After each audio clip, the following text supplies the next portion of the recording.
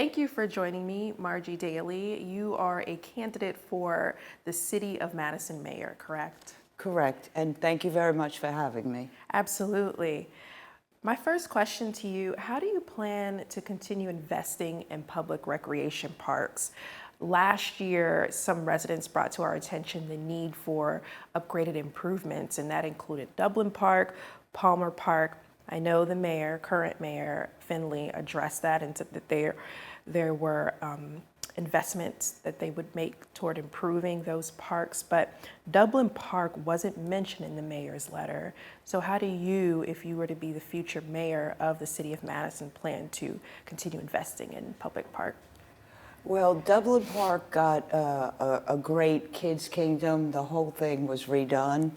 And the need I see is for disabled children's equipment, because that was left out. And also, we have water lines there. So I would think that some kind of a water feature would improve it tremendously, because I cycle around town, and I don't see much in the heat of the summer, but maybe if there was a little water feature there, even like a sprinkler or one of those pads, I think that would, bring more children in the summer heat.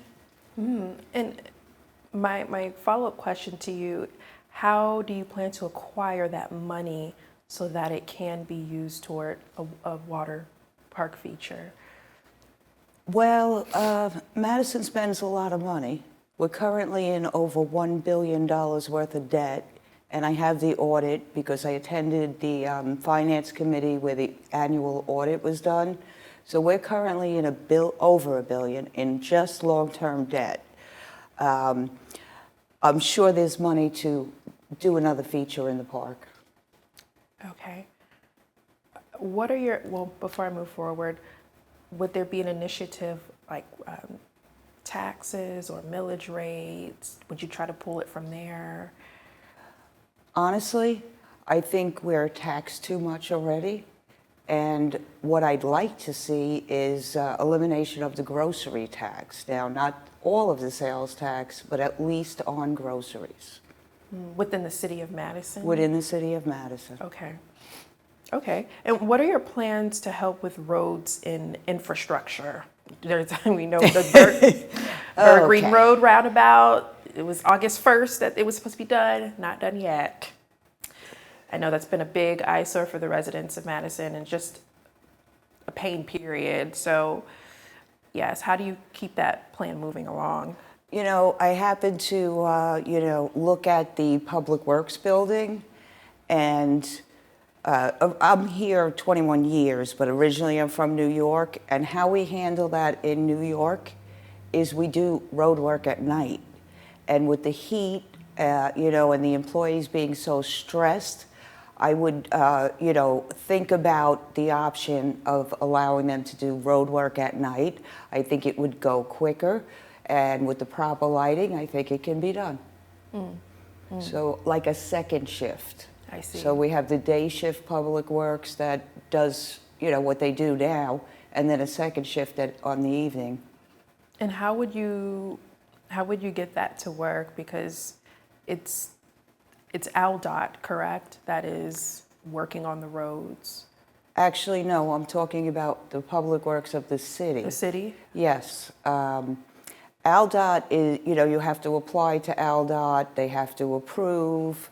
Currently, I don't think we use very many ALDOT funds, although Huntsville, all their road work is, it's like 65 to 80% paid by ALDOT. So it would be something I'd reach out for in the funding, and if possible, use that. But that's kind of what I've been thinking about. Once I'm elected, working with the staff, we have a great staff at Madison City Hall. Many of the employees have been there for, the 20 years I've lived here. And with their expertise, I think we can make a better Madison. Okay. And because it is within the city, an extra shift would mean extra money, right? Well, I attend all council meetings, so I've been watching how they spend our money. Currently, everything is given to consultants. So we have to pay the consultants, and then they do the hiring, so the bid process is eliminated, and it goes to subcontractors, and it winds up costing us much more. So if we eliminate the consultants and use the expertise of the city staff, I think we can make work. Okay, so eliminating the consulting would then leave room for money to be invested more into those extra shifts, is what you're saying, for public works. Yes. Gotcha. Okay. How will you help position the city of Madison for success in the next 5 years? If you're mayor, you'll serve at least 4. So let's think ahead with an extra year. Well, I think that we need a more walkable city. I myself have an electric bike, and I bike around the city, and it's very dangerous. And I'm also noticing like younger teenagers on electric scooters, electric bikes, hoverboards, and I think we need to accommodate them with the better sidewalks. Many places don't even have sidewalks. The last administration promised a walkable city, but we haven't received even one sidewalk. So my idea is to improve the sidewalks with the public works. Okay. Seems like you want to do a lot with public works. You want to do a lot with the city of Madison and public works. I just think it doesn't make sense to hire a consultant, subcontractors, and, the quality gets lost as well as the money. Okay.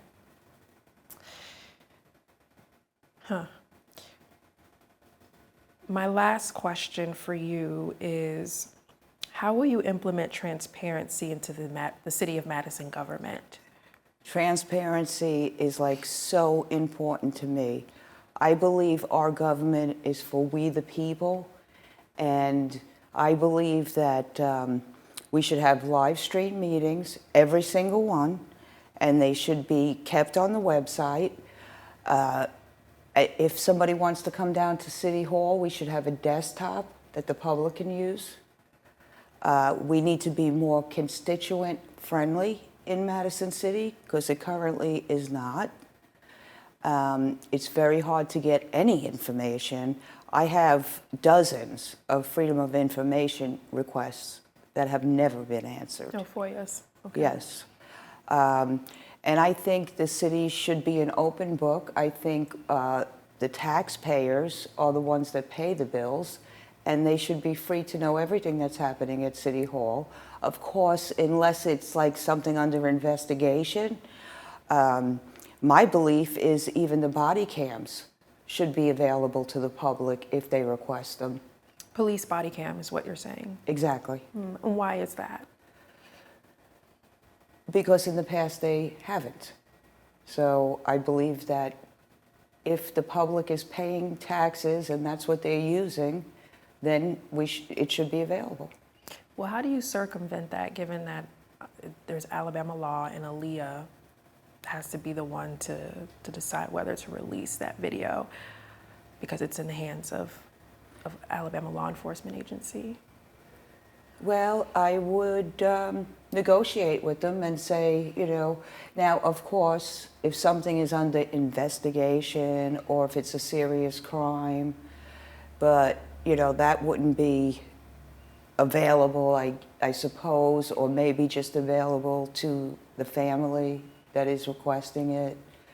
I think you can work with anybody, and Aaliyah, we would have to just speak with them, negotiate, and see how they feel. Maybe they would agree. Hopefully.